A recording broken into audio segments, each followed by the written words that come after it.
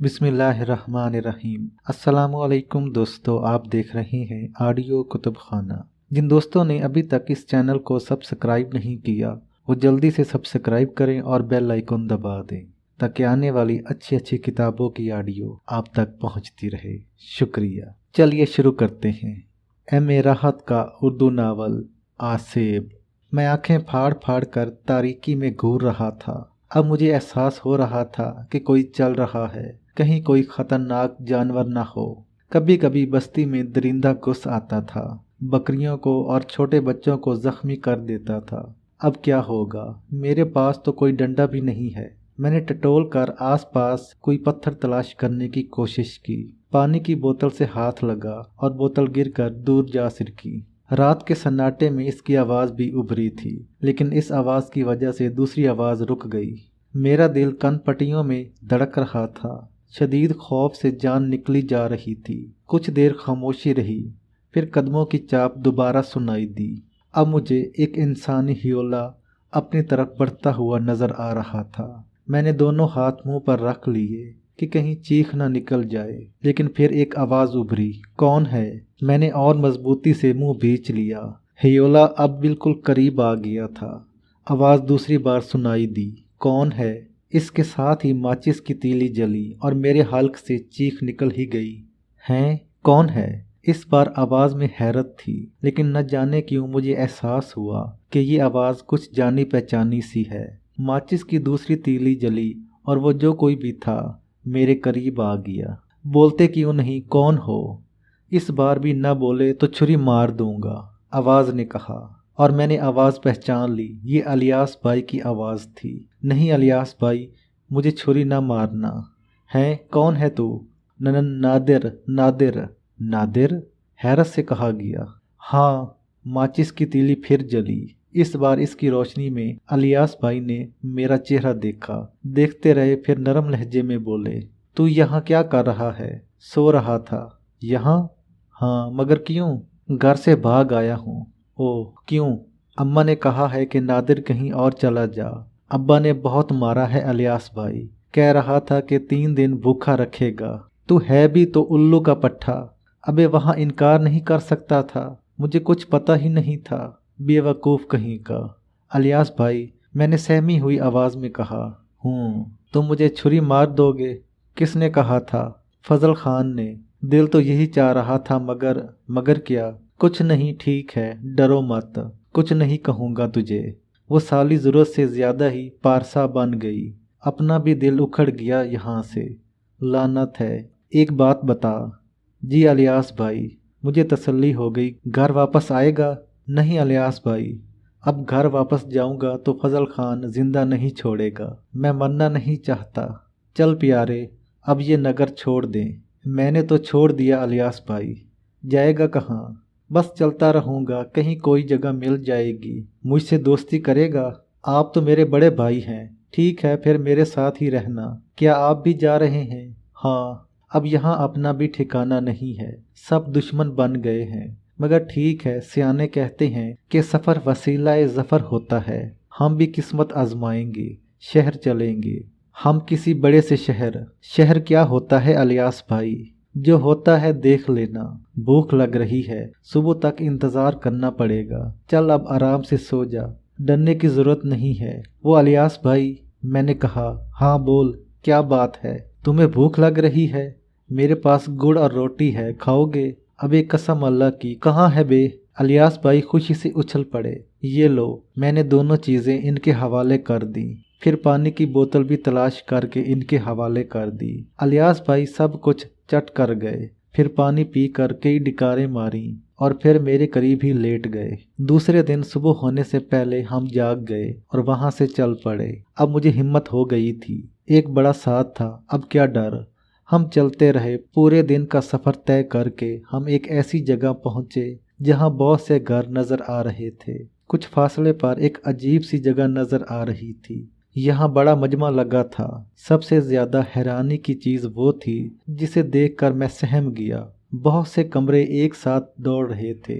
मैं सहम कर अलियास भाई से चिमट गया। क्या हुआ? वो हैरत से बोले। वो अलियास भाई, वो क्या है? मैंने दौड़ते कमरों की तरफ इशारा किया। रेल है, और क्या है? तूने कभी रेल नहीं देखी? अबे हाँ, तूने कहाँ देखी होगी ये रेल? ये रेल है। फिर अलियास भाई मुझे रेल के बारे में बताने लगे और मैं हैरत से दंग रह गया। कमाल है, इस दुनिया में रेल भी होती है। हम आगे बढ़कर इस बहुत लंबे चबूतरे पर पहुंच गए जिस पर जबरदस्त मजमा लगा हुआ था। रेल खड़ी हो गई थी, रोशनियां हो रही थीं, लोग रेल से उतर रहे थे, इसमें चल रहे थे, दुकानें भी लगी हुई थीं। इन पर न जाने क्या क्या बिक रहा था। बिल्कुल रानी ताल का मेला लग रहा था। अलियास भाई एक ऐसी दुकान पर जा खड़े हुए जहां नान कबाब बिक रहे थे। 4 नान 8 कबाब, इन्होंने कहा, और दुकानदार के हाथ जल्दी जल्दी चलने लगे। वो दूसरे लोगों को भी नान कबाब दे रहा था, पैसे ले रहा था, पैसे दे रहा था। फिर इसने अलियास भाई को भी नान कबाब दे दिए और दूसरे ग्राहक को निपटाने लगा। फिर इसने कहा, 38 रुपए साहब, 12 रुपए वापस कर भाई। अलियास भाई बोले, आपने क्या दिया है साहब? 50 का नोट। 50 का नोट? दुकानदार याद करने लगा। ओह जल्दी कर यार, रेल छूट जाएगी, बाद में याद कर लेना, अलियास भाई बोले, और दुकानदार ने 12 रुपए इन्हें वापस कर दिए। अलियास भाई मेरा हाथ पकड़कर तेजी से आगे बढ़े और पान वाले की दुकान पर पहुंच गए। 4 पान डबल, 1 पैकेट सिगरेट, 1 माचिस। दुकानदार जल्दी जल्दी पान बनाने लगा। तमाम चीजें लेने के बाद अलियास भाई बोले, पैसे वापस दे भाई, जल्दी रेल चल पड़ेगी। साहब आपने क्या दिया है? 20 रुपए। जी साहब। दुकानदार ने अलियास भाई को देखा और बाकी पैसे इनके हवाले कर दिए। फिर वो मेरा हाथ पकड़कर तेजी से एक तरफ चल दिए। मैं सख्त हैरान था, लेकिन मैंने कुछ नहीं कहा। काफी दूर लाल रंग के बहुत से डब्बे खड़े हुए थे, कुछ बंद थे, कुछ खुले हुए। अलियास भाई ने एक खुला डब्बा ताका, मुझे सहारा देकर ऊपर चढ़ाया, फिर खुद भी ऊपर आ गए। डब्बे में लातादाद टाट की बोरियां चुनी हुई थीं। बैठने के लिए बेहतरीन जगह बनी हुई थी। वो आराम से बैठ गए और कागज खोलकर नान कबाब सामने रख लिए। ले यार, डट कर खा, दिन भर की भूख थी। 2 रोटियां और 3 कबाब मैं चट कर गया। अलियास भाई ने भी जी भर कर खाया। इस दौरान वो रेल छक छक करती हमारे सामने से गुजर गई थी। सामने कुछ फासले पर नलका लगा हुआ था। हमने नीचे उतरकर पानी पिया और फिर दोबारा इस डब्बे पर आ बैठे। अलियास भाई ने एक पान मुंह में दबाकर सिगरेट सुलगाया और इसके गहरे गहरे कश लेने लगा। फिर मुझे देखकर मुस्कुराए और बोले, पेट भर कर खाया है ना? जी अलियास भाई, लेकिन हाँ क्या है? एक बात बताएं। पूछो। वो नान कबाब वाले को आपने 50 का नोट दिया था?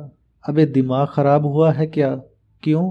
मैंने 25 साल से 50 का नोट आंखों से नहीं देखा। देता कहाँ से? तो फिर ज़रूरत इजाद की माँ होती है। और पान वाले को भी 20 रुपए नहीं दिए थे? कुल 12 रुपए जेब में थे इस वक्त। 8 रुपए इसने वापस किए। अब कहीं जाकर 20 रुपए हुए हैं। ओह, मैंने आहिस्ता से कहा, ये बची हुई रोटियां और कबाब अच्छी तरह कागज में लपेट कर रख ले। सुबह का नाश्ता इसी से होगा और रिज़्क की बेहुरमती नहीं करते। मैंने इनकी हिदायत पर अमल किया। रात गहरी होती जा रही थी। अलियास भाई ने कई सिगरेट पिए, फिर बोले, घर याद आ रहा है? नहीं। तो फिर आराम से सो जा। वो खुद भी बोरियां बिछा कर लेट गए। मैंने भी ऐसा ही किया। रात गहरी होती जा रही थी। तारीक आसमान पर तारे बिखरे हुए थे। मुझे घर वाकई याद आ रहा था, लेकिन वो घर मुसीबतों भरा था। माँ के अलावा वहाँ कुछ भी न था, और माँ, इसे याद करते हुए आंखों में आंसू आ गए। लेकिन रोना बेकार है। इसने फजल खान से शादी क्यों की थी? इसे कोई नुकसान नहीं पहुंचा। फजल खान ने मार मार कर मेरा भुरकस बना दिया। न जाने कब नींद आ गई। गहरी नींद सो रहा था कि बड़े जोर का धक्का लगा और मेरी आंख खुल गई। मैं ये जानने की कोशिश करने लगा कि क्या हुआ, कि दोबारा धक्का लगा और फिर रोशनी के खंभे भागने लगे। अलियास भाई, मेरे मुंह से डरी डरी आवाज निकली, सो जा यार, कुछ नहीं है, सो जा। ये खंभे कैसे भाग रहे हैं? खंभे नहीं भाग रहे, रेल चल पड़ी है। कहाँ? ओह, सो जा, पता चल जाएगा। अलियास भाई ने करवट बदली। मैं सहमा हुआ बैठा रहा। रेल ना हुई, बैलगाड़ी हो गई। फिर आखिरी रोशनी भी आंखों से ओझल हो गई। ये इस नई जिंदगी का आगाज था। यूं तो बचपन से उम्र की एक मंजिल तक की कहानी दिलचस्पियों से खाली नहीं है। मैंने शहर देखा, शहर देखकर मुझ पर जो बीती आज भी याद करता हूँ तो खुद पर हंसता हूँ। क्या क्या लतीफ़े हुए थे। अलियास भाई ने काफ़ी साथ दिया था, लेकिन वो 420 आदमी थे। शहर में भी इन्होंने अपना वही कारोबार जारी रखा। कई जगह मार खाई, मुझे इसमें भी इनका साथ देना पड़ा। फिर एक बार वो पकड़े गए, मैं भी साथ था। मुकदमा चला, दोनों को जेल हो गई। मुझे बच्चा जेल में भेजा गया था। बस यहीं से अलियास भाई का साथ छूट गया। जेल से रिहा होकर इन्हें तलाश किया, वो नहीं मिले। फिर मास्टर गयास अली मिले, नेक दीनदार आदमी थे। मुझे घर ले गए, घर के काम काज करता रहा। वो मुझे पढ़ाते थे। यहाँ से मैं पढ़ना लिखना सीख लिया और मास्टर साहब बहुत खुश हुए। इनकी 5 बेटियां थीं, बेटा कोई नहीं था। सबसे बड़ी लड़की फरजाना मुझसे 1 साल छोटी थी, मगर चंद साल बड़ी लगती थी। मैं इसे फरजाना बाजी कहता था। एक दिन सहन में पीपल के पेड़ के नीचे सो रहा था कि आंख खुल गई। कोई मेरे पास आकर लेट गया था। कौन है? मैंने हैरत से कहा तो मेरे मुंह पर एक हाथ आ जमा। शोर क्यों मचा रहा है? सरगोशी फरजाना बाजी की थी। बाजी? क्या बाजी बाजी लगा रखी है? छोटी हूँ तुझसे, यहाँ क्यों आ गई? अंदर बड़ी गर्मी है, देख तो पसीने में भीग रही हूँ। इन्होंने मेरा हाथ पकड़कर मुझे कमीज के नीचे पसीना दिखाया। अजीब पसीना था। मैंने जल्दी से इनसे हाथ छुड़ा लिया और पलंग से नीचे उतर आया। मैं कहीं और सो जाता हूँ। पागल हुआ है क्या? चिपका पड़ा रहे। नहीं बाजी। फिर बाजी? बाजी आप जाएं यहाँ से। नहीं जाऊंगी। मैं मास्टर साहब को आवाज़ दे लूँगा। नादिर, तू जवान हो चुका है, क्या तुझे अपनी जवानी का एहसास नहीं? बस आप जाएं, मैंने कहा। इसी वक्त मास्टर गयास की खांसी की आवाज़ उभरी और फरजाना बाजी बिजली की तरह तड़प कर उठी और फिर दबे पांव अंदर चली गईं। दूसरे दिन मैं मास्टर गयास अली के साथ स्कूल गया तो इन्होंने कपड़ों की एक पोटली मुझे देकर कहा, नादर बेटे, तू बहुत अच्छा है, खुदा तुझे खुश रखे। मगर ये क्या है मास्टर साहब? तेरे कपड़े। क्या करूं इनको? ये 200 रुपए हैं। मास्टर साहब ने मुझे नोट देते हुए कहा, कहीं जाना है? हाँ। कहाँ? अपनी तकदीर पर भरोसा कर, जहाँ भी तुझे ले जाए। बेटे अब मैं तुझे घर में नहीं रख सकता। बच्चियां जवान हो गई हैं, लोग उंगलियां उठाते हैं। मैंने खामोशी से ये चीज़ें इनसे ले ली। मैं समझ गया था कि रात को मास्टर साहब जाग रहे थे। वाकई मैं जवान हो गया था, क्योंकि मैंने मास्टर साहब से कुछ नहीं कहा था और खामोशी से वहाँ से चल पड़ा था। बहुत कुछ मिला था मुझे इस घर से। इतना इल्म मिल गया था कि दुनिया को समझ सकूं। एतमाद भी पैदा हो गया था। वो शहर भी छोड़ दिया और एक नए शहर में आ गया। यहाँ रेलवे के एक माल खाने के मुंशी साहब थे, नाम फयाज खान था। इन्होंने मुझे हिसाब किताब की नौकरी दे दी, जिसकी तनख्वाह वो अपने पुरस्रार वसाइल से अदा करते थे। रेलवे के क्वार्टर में रहते थे। एक बेटा रियाज खान था, बीवी थी। मुझे भी इसी घर में ही पनाह मिल गई। रियाज खान आवारा मंश था, पूरा घराना दिलचस्प था। फैज़ खान के बारे में पता चला कि दुनिया का हर नशा कर चुके हैं और अब हर नशा इन पर बेअसर है। फिर भी अखलाकन अफ्यून खा लेते थे। वो किसी खास मिशन पर काम कर रहे थे। अजीब अजीब भट्टियाँ बना रखी थीं, अजीब बर्तनों में कुछ पकाते रहते थे। ये आप क्या करते रहते हैं फयाज चाचा? अपने काम से काम रख। इन्होंने मुझे डांट दिया। मैंने तो ऐसे ही पूछ लिया था। मेरे साथ काम करेगा? क्या काम? यही जो मैं करता हूँ। मैंने पूछा तो तुमने डांट दिया। राजदारी का वादा कर। क्या? मैंने कहा, सोना बनाने की कोशिश कर रहा हूँ, कीमिया बना रहा हूँ। ये क्या होता है? इससे सोना बनता है। तो फिर? बस ज़रा सी कसर रह जाती है, लेकिन कामयाब हो जाऊंगा। फिर मैंने भी इनके साथ काम करना शुरू कर दिया। न जाने कैसी कैसी जड़ी बूटियां तलाश करते फिरते थे। फिर मुझे भी इनके साथ झक मारनी पड़ती थी। एक दिन रियाज ने हंसते हुए कहा, तो आजकल तुम भी अब्बा के साथ सोना बना रहे हो? पता नहीं, मैंने बेजारी से कहा। ये दोनों पागल हैं। दोनों कौन? अम्मा और अब्बा। क्या बकवास है। अपने माँ बाप के बारे में ऐसी बातें करते हो। क्या करूं, बचपन से यही देख रहा हूं। मगर चची क्या करती हैं? देखा नहीं तुमने? क्या उल्टे सीधे वजीफे पढ़ती रहती हैं, जिन्नात और असीब को कब्जे में करने के लिए। क्या? میں نے حیرت سے کہا، دونوں ہی مریض ہیں۔ ریاض خان اپنے ماں باپ کی ذرا بھی عزت نہیں کرتا تھا، ویسے خود بھی کوئی بہتر انسان نہیں تھا، لیکن مجھے ان تمام باتوں سے کیا غرض؟ وقت گزر رہا تھا اور میں بہت کچھ سیکھتا جا رہا تھا۔ فیض خان کیمیا بنانے کی کوشش میں اپنا وقت ضائع کرتا رہا، اور پھر ایک دن آدھی رات کے وقت جب تمام لوگ گہری نیند سو رہے تھے، اچانک فیض خان کی چیخوں سے سارا گھر لرزنے لگا۔ سبھی جاگ گئے تھے۔ فیض خان شعلوں میں گرا ہوا تھا اور پورے گھر میں لوٹتا پھر رہا تھا، لیکن عجیب سی آگ تھی۔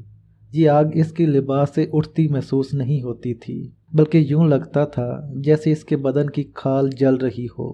گوشت جلنے کی چران اور نیلے شعلوں نے اس کے پورے بدن کو اپنی لپیٹ میں لیا ہوا تھا۔ ریاض خان کمبل لے کر اس کی طرف دوڑا تو اس کی ماں نے ریاض خان کا کالر پیچھے سے پکڑ لیا اور اسے ایک جانب دھکیلتی ہوئی بولی، اگر تو اس کے قریب پہنچا تو تیری کیفیت بھی اس سے مختلف نہیں ہوگی، مگر وہ مر جائے گا۔ اس نے یہ موت خود خریدی ہے، حالانکہ میں نے اسے منع کیا تھا۔ کیا مطلب؟ ریاض خان بولا۔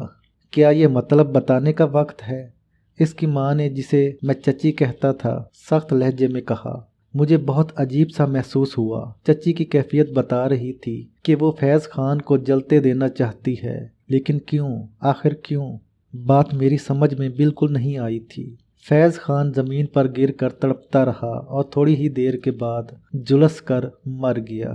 میرے لیے یہ نہایت سنسنی خیز لمحات تھے۔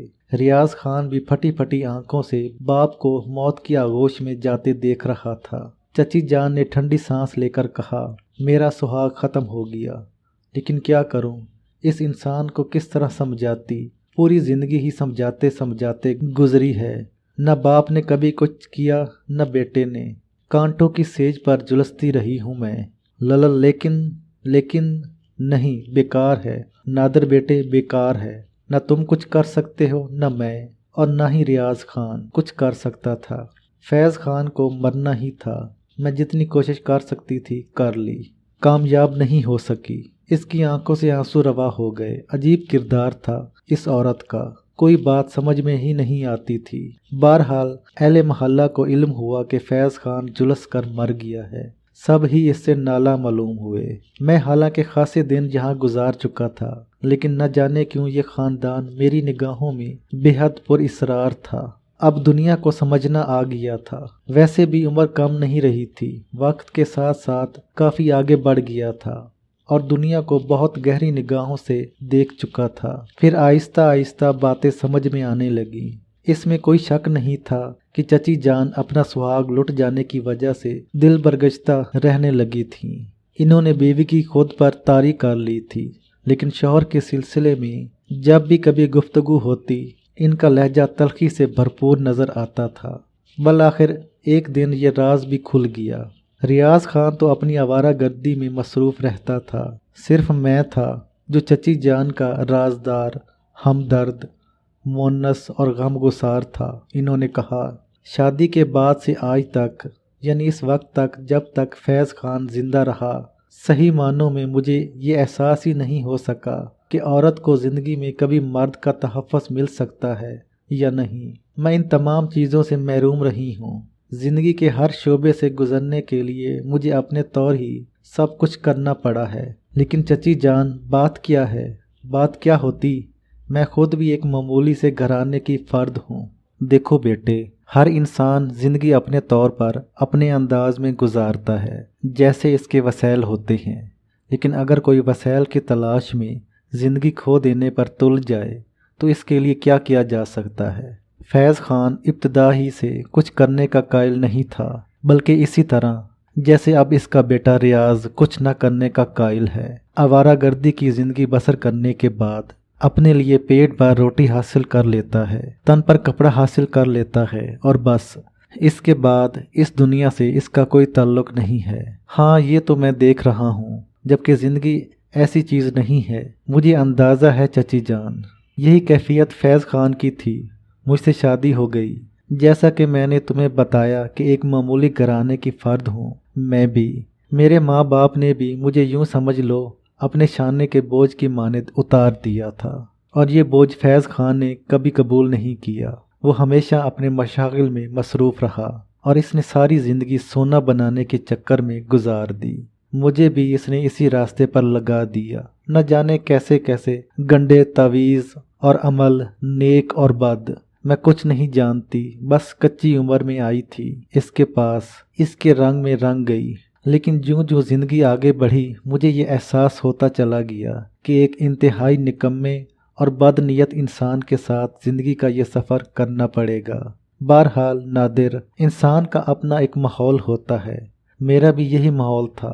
رفتہ رفتہ میں نے یہ سب کچھ قبول کر لیا، لیکن فیض خان کی کارکردگی سے مجھے کبھی اطمینان حاصل نہیں ہوا۔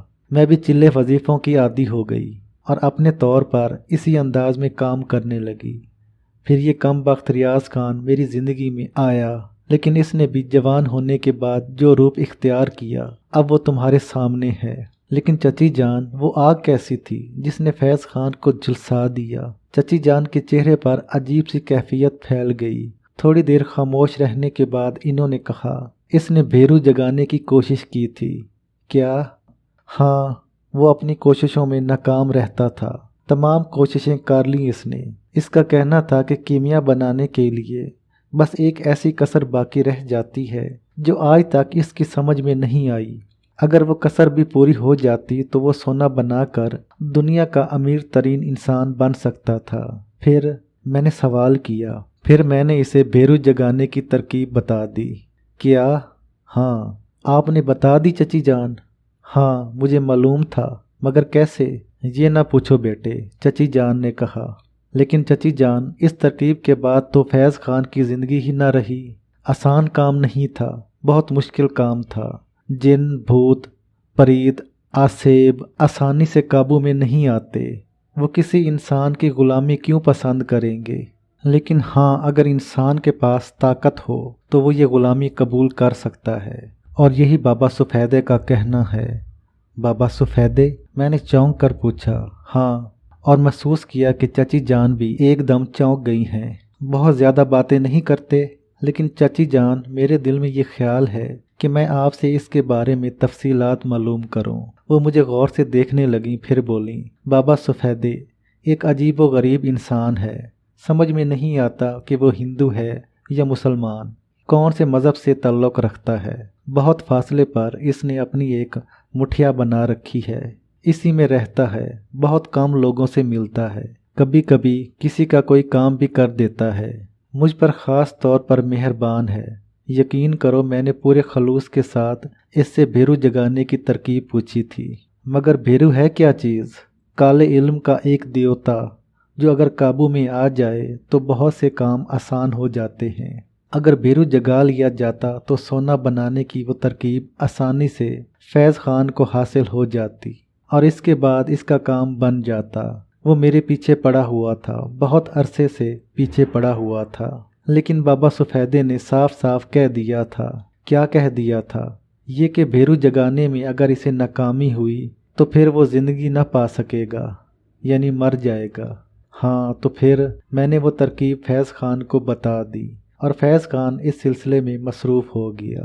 آپ کے کہنے کا مطلب یہ ہے چچی جان کہ وہ بھیرو جگانے کی اس ترکیب کو صحیح طور پر استعمال ہی نہیں کر سکے؟ یہی بات ہے، اور ان کے بدن کو آگ لگ گئی۔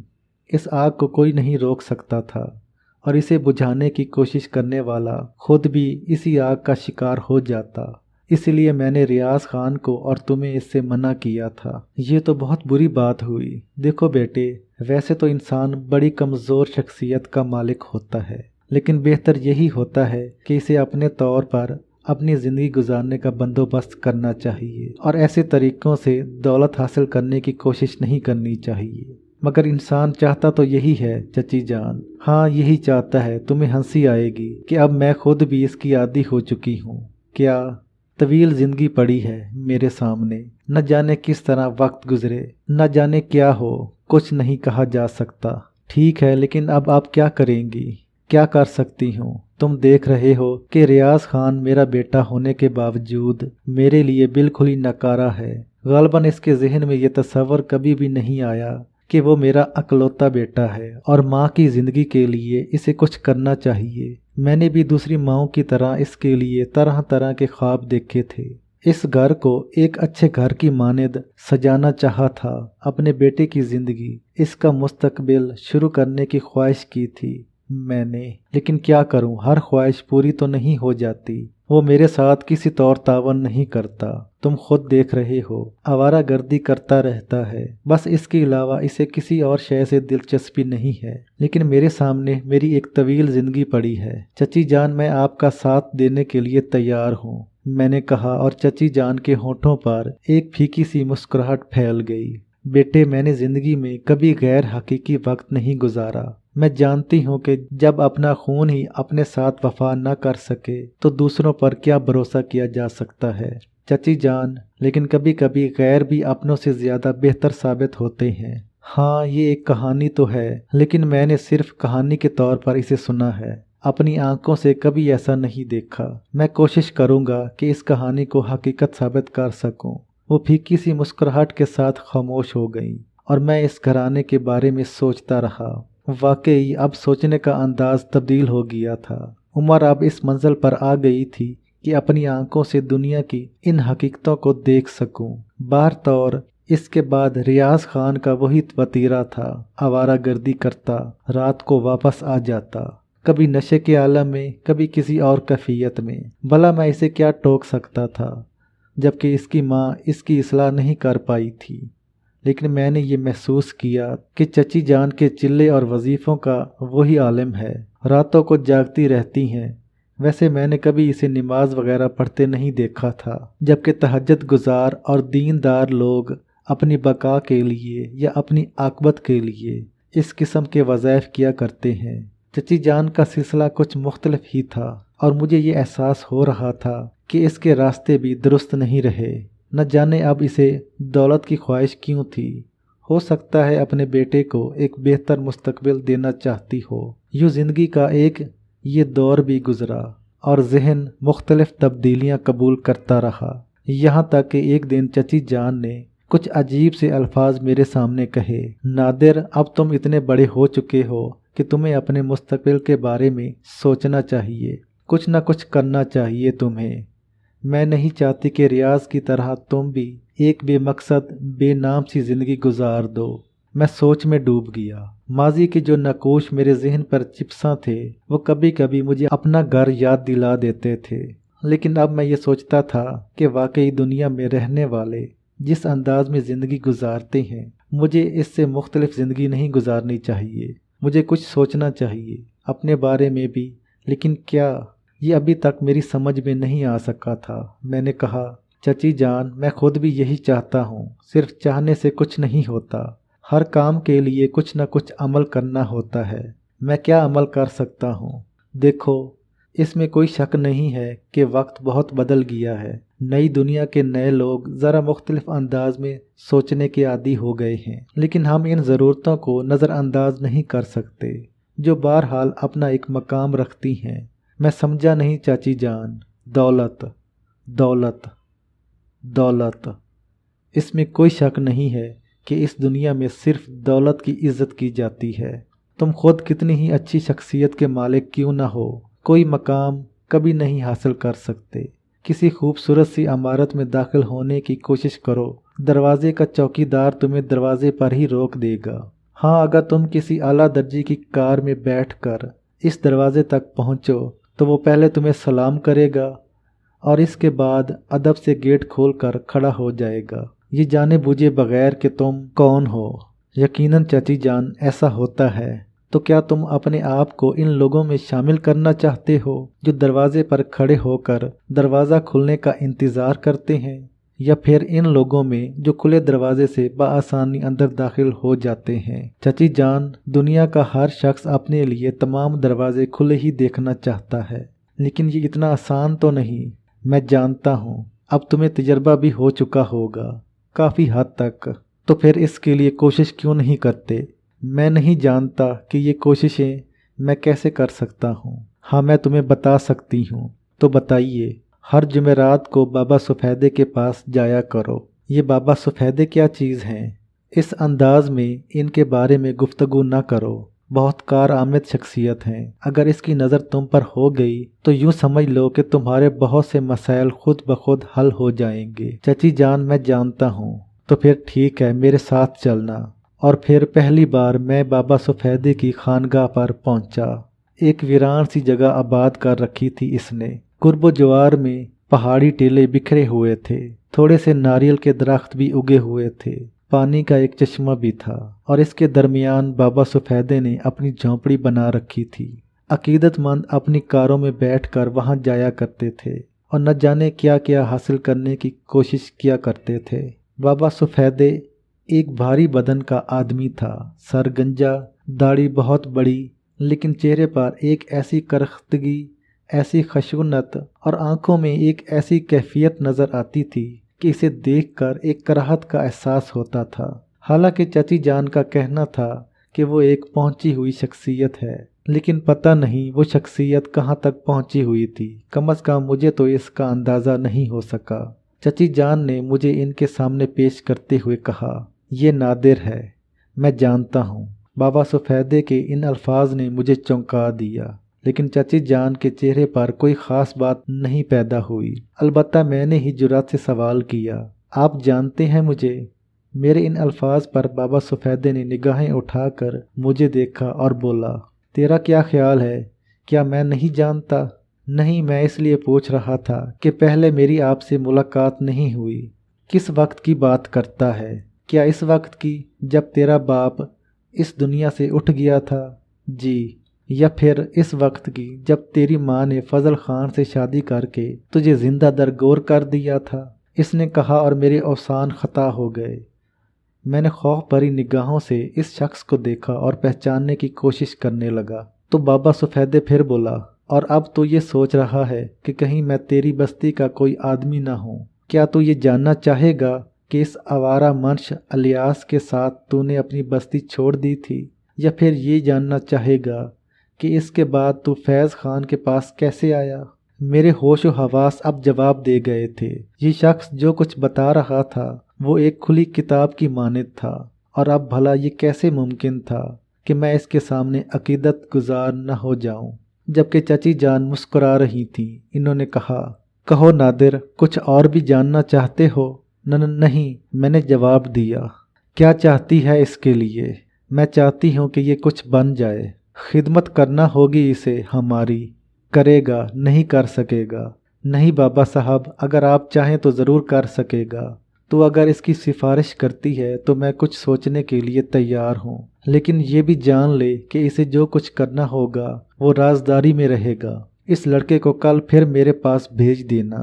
किस वक्त बाबा साहब? कल दोपहर को 1 बजे। बाबा सफेदे ने जवाब दिया। ठीक है, तो फिर अब भाग जा, तेरा यहाँ रुकना अब बेमकसद हो गया है, बाबा सफेदे ने कहा, और चची जान मुझे वहाँ से उठाकर ले चली। मैं हैरत से अब भी गुंग था। जो बातें बाबा सफेदे ने बताई थीं वो तो चची जान को भी नहीं मालूम थी।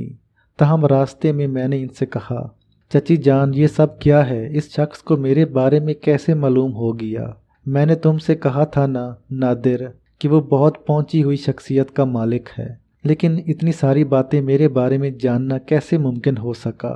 तुम क्या समझते हो इस किस्म के लोग हालात से वाकिफ नहीं होते?